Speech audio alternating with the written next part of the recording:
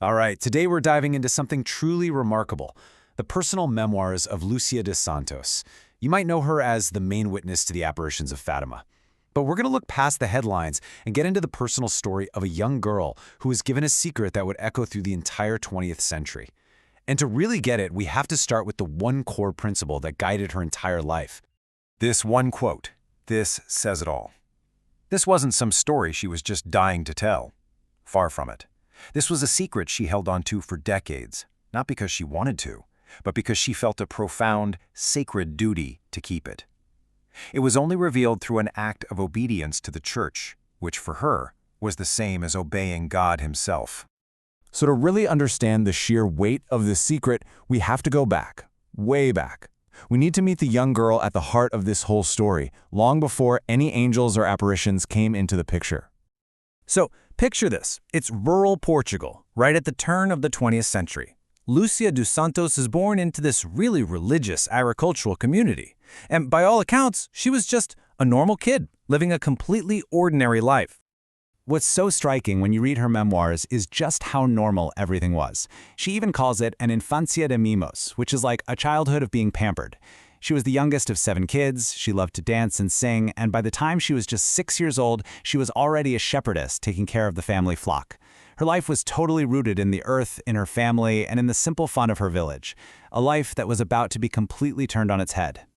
And then, in 1916, everything started to change. From that year on, Lucía and her 2 younger cousins, Francisco and Jacinta Marto, started reporting these really extraordinary experiences that would basically separate them from their ordinary lives forever. Okay, so these events really happened in 2 stages. First, in 1916, you have what Lucía describes as these preparatory visits from an angel. Then, from May to October of 1917, a series of 6 monthly apparitions of a beautiful lady who the children believed was the Virgin Mary. And the whole thing climaxes with what became known as the miracle of the sun in October, which was supposedly witnessed by tens of thousands of people. So this was the greeting from that first celestial visitor. But Lucía writes that these first encounters with the angel were completely overwhelming. This wasn't some gentle, comforting vision. She describes this supernatural atmosphere that was so intense that for a long time after, they couldn't even speak about it, almost as if the experience itself forced them into a sacred silence.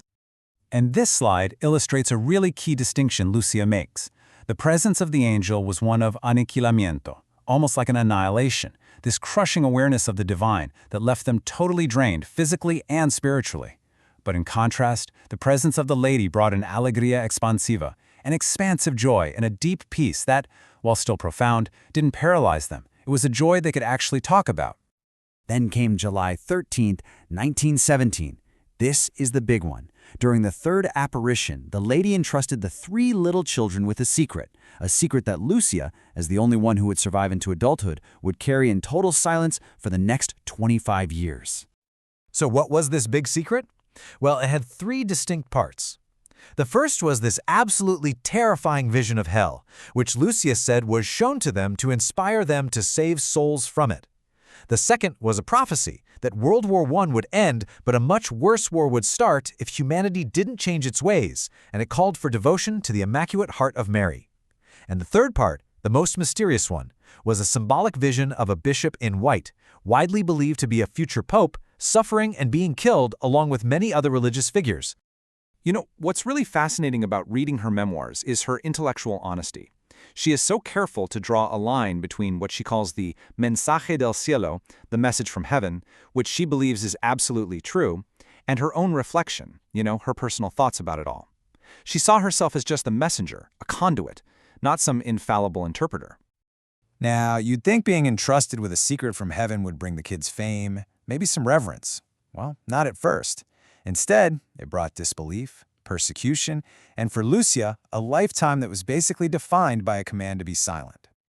The backlash was immediate, and it was intense. Lucía's own family threatened and punished her, convinced she was lying.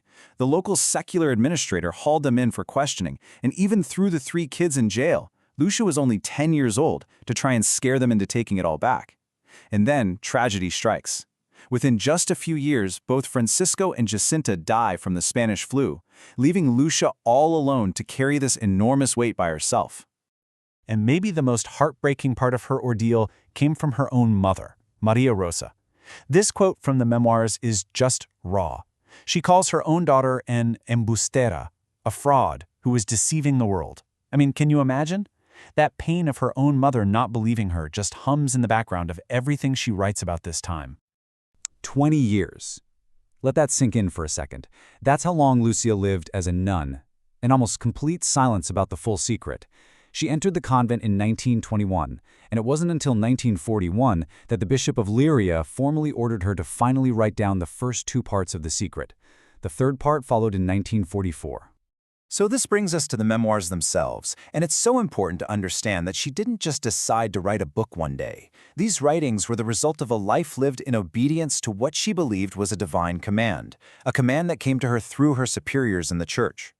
She never ever wanted to be an author. In fact, she said she took on the task of writing with repugnancia or repugnance because she felt totally incapable. She just called her writings recuerdos, memories. She was ordered to write down what she remembered about Jacinta, and she just decided to do it, as she puts it, like someone telling a story. This quote pretty much sums it all up. Over and over again in her introduction, she hits this theme. Her only motivation was obedience. She was literally placing her memories, her whole life story, into the hands of her superiors, because she trusted that's what God wanted. The act of writing was, for her, a pure act of faith. And here's maybe the most revealing part of her whole process. For Lucía, writing these memoirs wasn't just trying to remember something that happened a long time ago. She calls it a relectura, a rereading of events that were permanently burned into her soul. She said that it felt less like remembering and more like seeing it all happen again, like an interior reading of the events that defined her entire life. And in the end, that's really the fundamental question her life and her writings leave us with. Her memoirs are the incredible testimony of someone grappling with a totally impossible task. How do you become the human voice for an experience that you feel is completely beyond words? How do you translate something divine into a language that the rest of us can even begin to understand?